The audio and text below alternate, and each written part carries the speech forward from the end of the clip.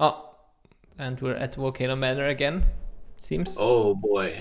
So this clip was included for reasons that have absolutely nothing to do with me. Okay. I am the most boring thing about this invasion, and that Phantom is the second most boring. But the host here Uh-huh. has, I don't know exactly how they've built it, but they've made a very, very scary Gravity Knight. All right. Looking forward to And they that. use it just so well. Their consumable use is just stellar. So I'm trying to get some decent space to deal with both the peelers and the Radans, both of which I need a decent amount of area to get away from once they start up. Mm-hmm. But I haven't really made a great decision here because it's not a wide enough space and it has zero cover and zero ways to break up the people trying to pressure me. And I just saw the latency on the Phantom there, and it looks horrible. Yeah, that Phantom was a bit problematic. The Not main just a issue, though, is bit. that I saw the Radan Greatswords and I was like, excellent, it's a new player, I'll just kind of take the They were not a new player. He's got the meteoric ore there and he's really pressuring me hard with it.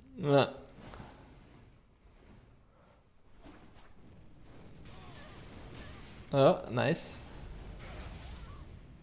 Oh, you got So I managed to get the Phantom down there through pure luck. But now we get to see the real star of this clip in full action.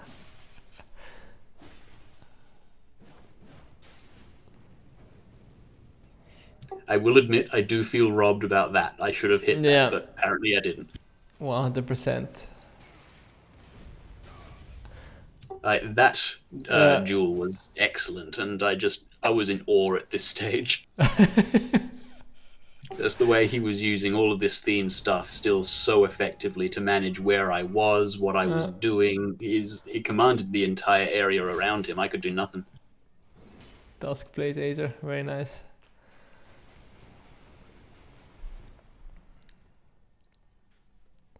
So I'm reevaluating things here. I'm like, okay, maybe I am not approaching this the correct way. I know that Gravity Knights and most of the gravity spells are either mixtures of physical or mostly are physical. Yeah. So like crab up.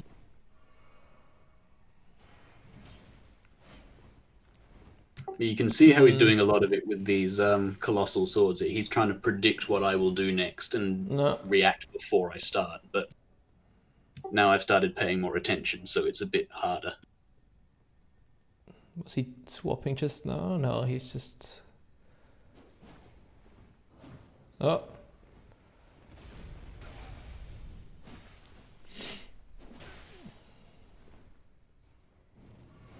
Yeah, no, it's just, resources running low.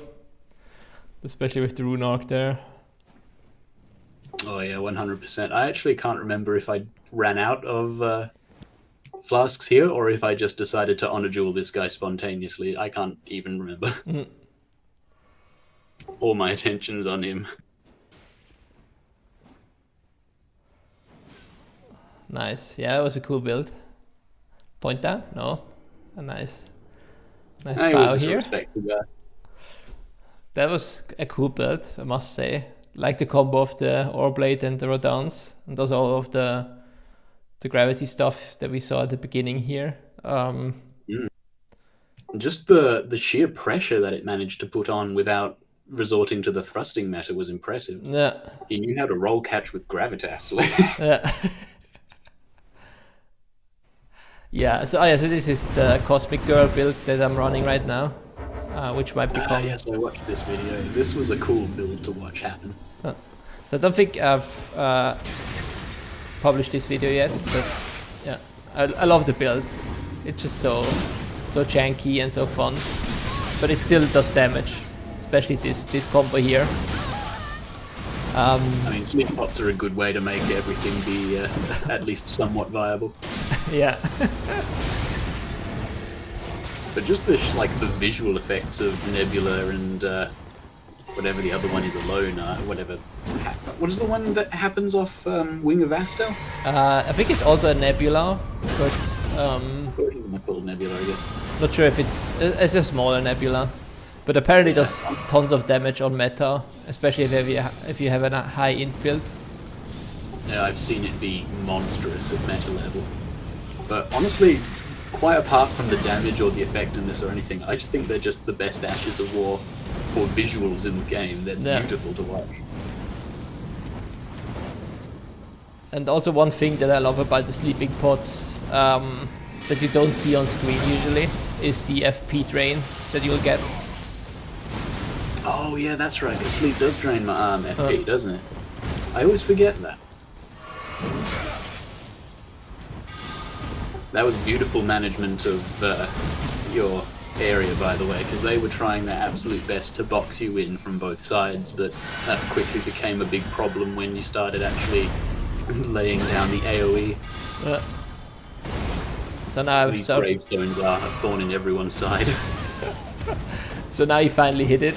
I don't know how many times they spammed their spells and Ashes of War. So I decided to just retreat a bit. Flame of Red Mains is the worst for it. People just are taught to spam Flame of Red Mains in PvE and they'll just think it works in PvP where it just doesn't. So that was the best scenario here. And then I usually just follow it up with a second one and that takes care of Phantom there.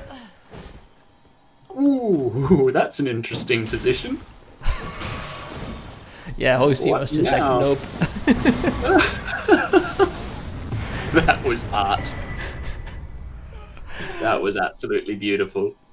So I've been enjoying this build quite a bit. I must say I will try, so I will take this is level 70 I think, and I'll probably take her up to level 90 and try out the Zweihander with Slicer in offhand and Waves of Darkness.